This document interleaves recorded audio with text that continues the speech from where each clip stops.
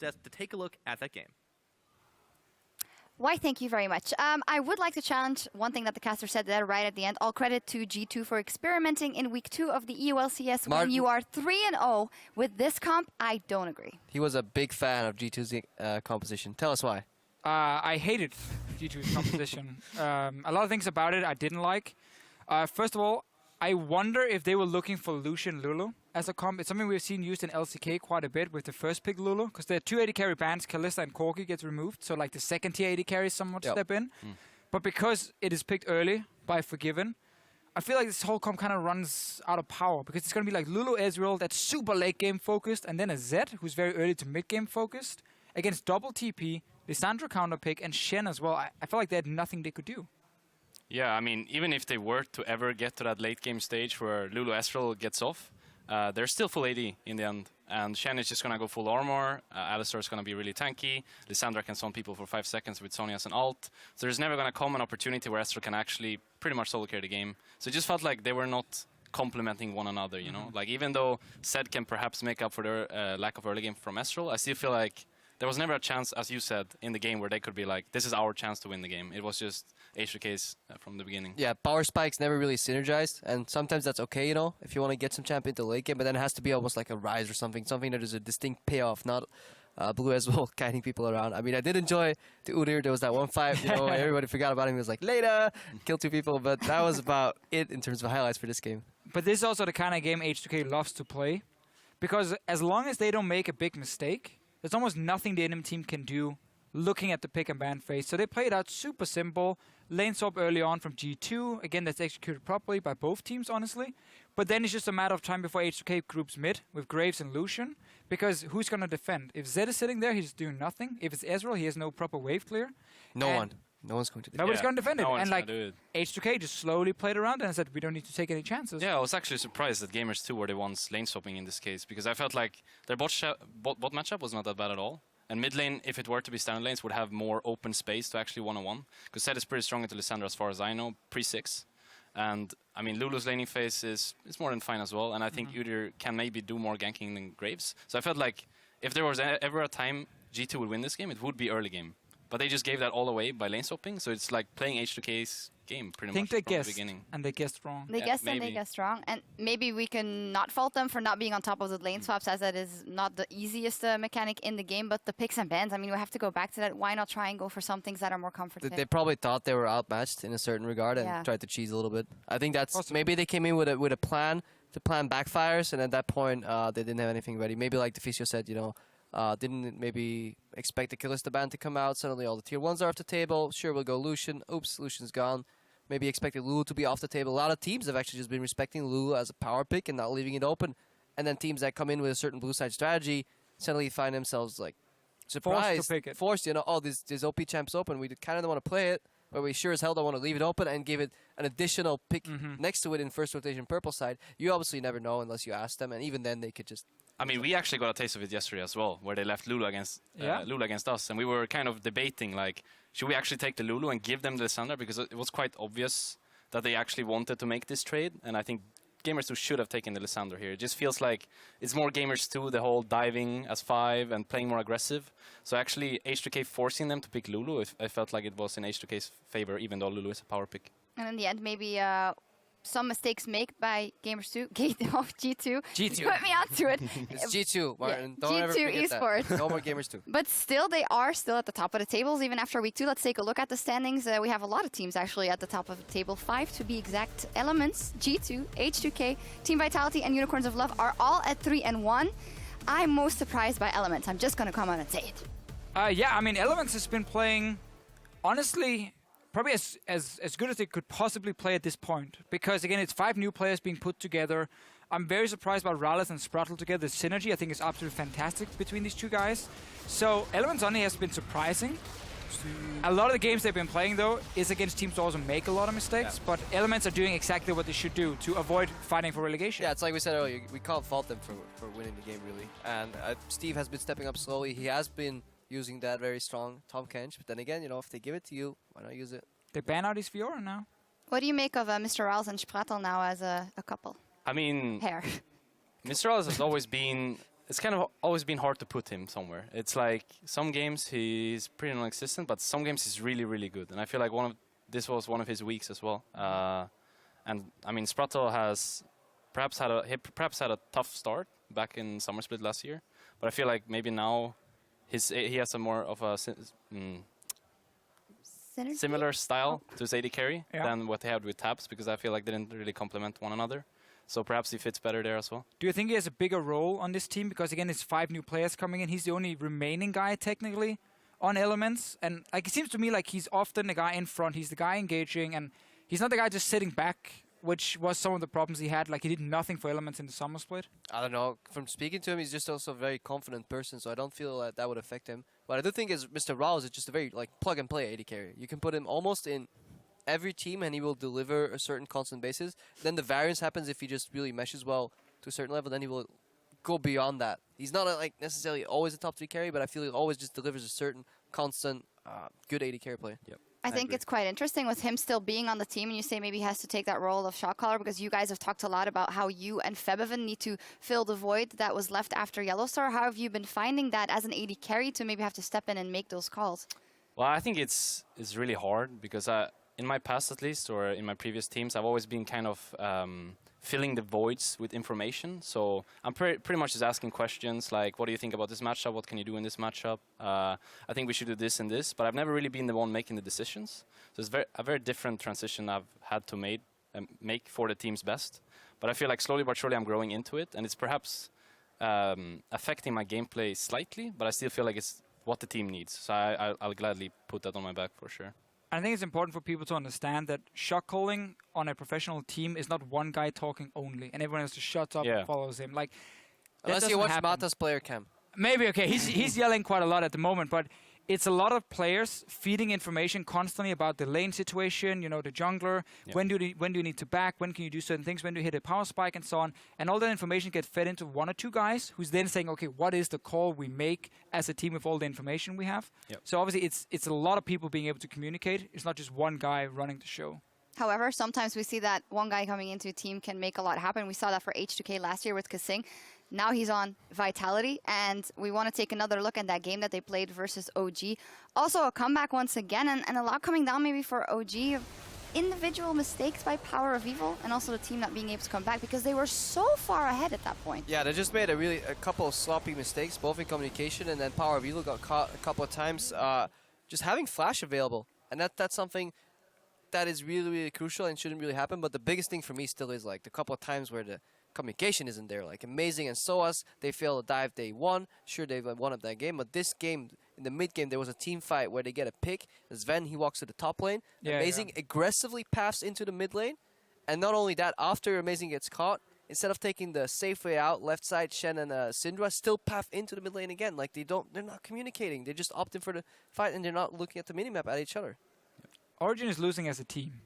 There might be individual mistakes, but it's on the entire team, honestly. And there's still a lot for them to work on. They had probably the toughest schedule coming in. Vitality, you guys. Yeah, we had a pretty tough one. H2K, okay, you guys had maybe the same. But you like, got the second toughest. It's okay. Facing all these expected top teams, and then once you come in and you start poorly, it just snowballs downhill.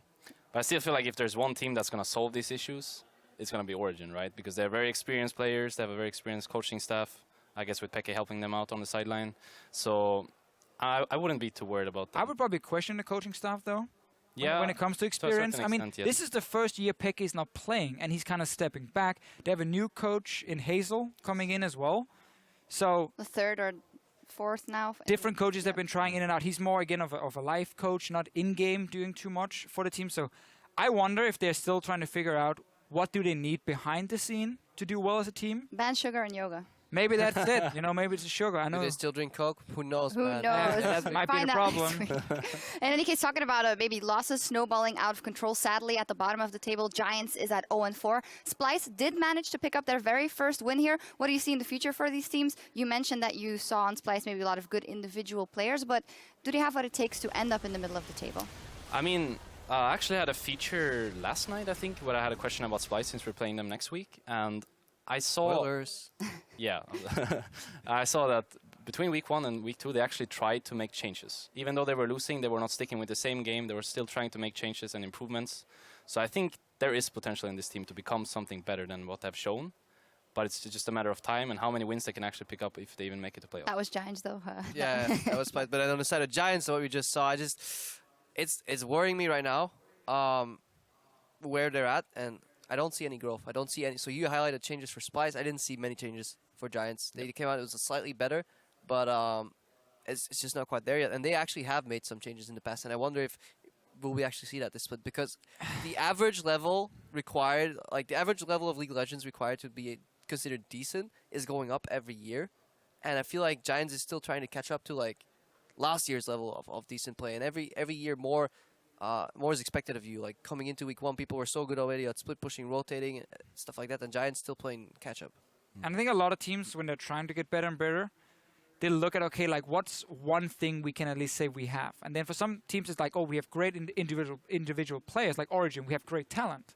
So now we need to work on, you know, communication and these kind of things.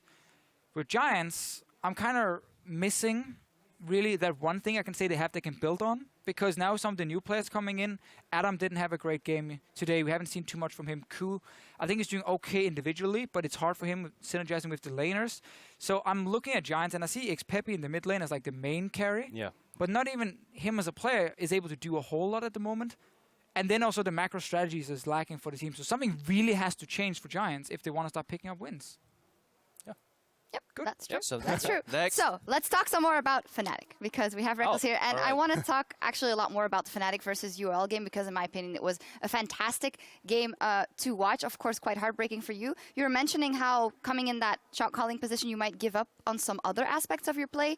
Is that in any way control to what's happened in that game as well, or what? No, I wouldn't say so. I think we had a pretty clear idea going into things, but they like kind of stopped that halfway through when they stacked level 1, or I actually don't even know what they did level 1. They ran straight to tower. Their bot lane ran straight to top lane tier 1 turret, and they hit there. So when the lane swap started, you guys, and this is a fight later in the game, but we're going back to where it all began in the initial phase, is that they basically. Wait, is this the post game already? No, that's still. Well, you don't just let it. It's like I want to watch the pretty decor. pictures.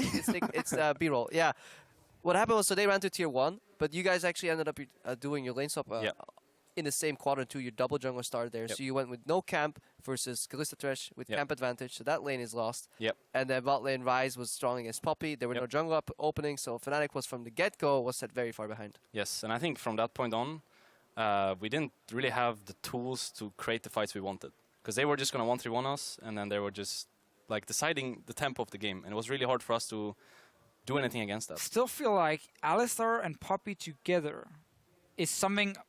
Normally, you would say this is okay to start fights. I feel like there was a lot of missed opportunities. Yeah, I agree. Where Unicorns were like almost baiting you to go, especially with Noxiac flashing in on Alistar, and you didn't pull the trigger, and then it was like you backed away, and then the cooldowns were gone, and that was a big issue because like Unicorns kept trying and trying and trying and trying and trying. Kalista ulti does help in that regard. I think the one thing that was really nice from you guys was that you had the Rift Herald, Scholar. Oh, that was fantastic. And you went for the double tower push in the top lane. Did you call it? Who called it? Yes. Short call. We got I mean, it's something we have been practicing, as I explained before, with the H2K. Well, we just saw it H2K already. was something that they did this a lot in week 1. They were very effective on making sure that they got the better trade every time. So it's something we kind of just learned from them, I would say. And it's where you can use the Rift Herald in professional play.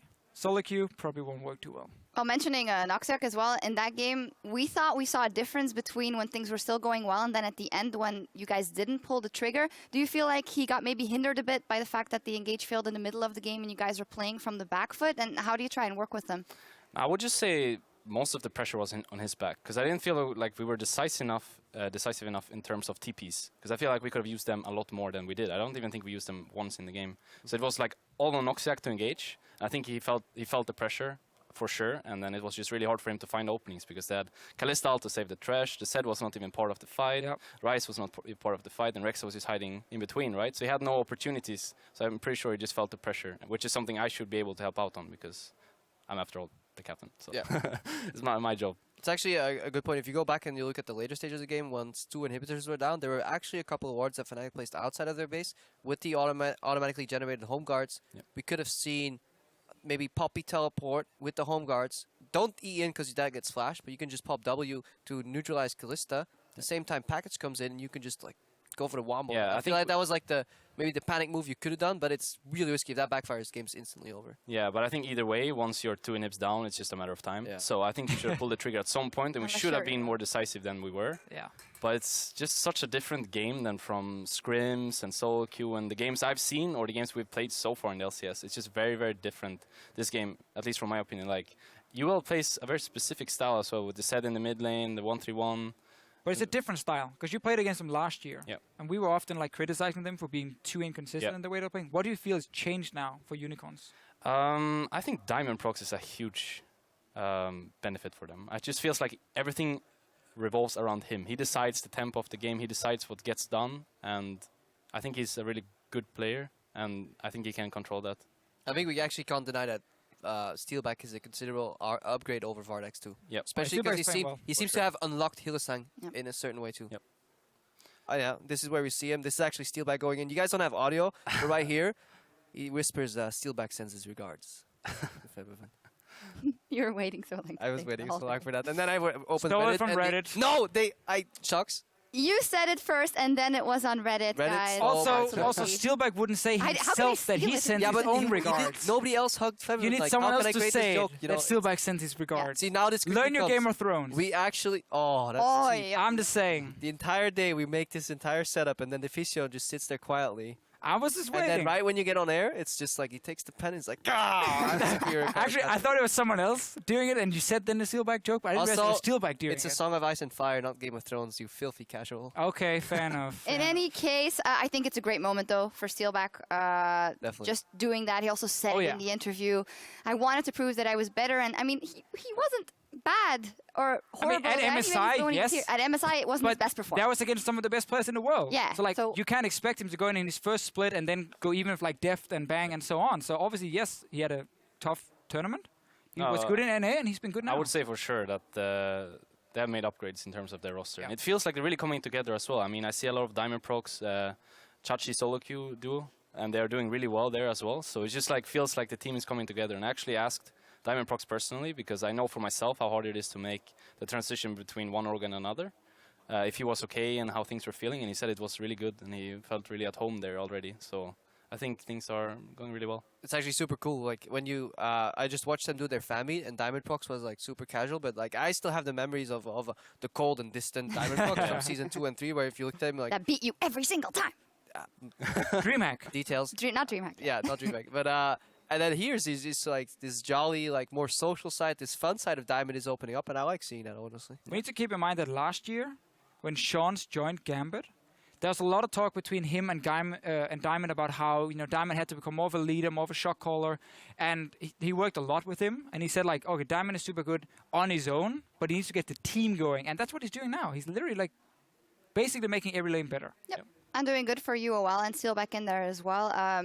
That's about it for the team's perspective. Now that we have you here, we got to talk AD carries as well, because it's been incredibly interesting so far. In my opinion, a lot of high picks. We had Corki, Kalista, Lucian, and Ezreal are actually the most contested AD carry picks. We have Graves, but of course he ends up in top lane and jungle more than he ends up at AD carry role at all. What is your thoughts of those highly picked champions right now and their influence? I would say, I mean, the name of the game so far has been Kalista, right? And I think that's not because Kalista by herself is the strongest. I would actually say it's because Kalista enables her support to do pretty much whatever he wants at all stages of the game. So it's very interesting to see the transition teams are making in regards of the support meta.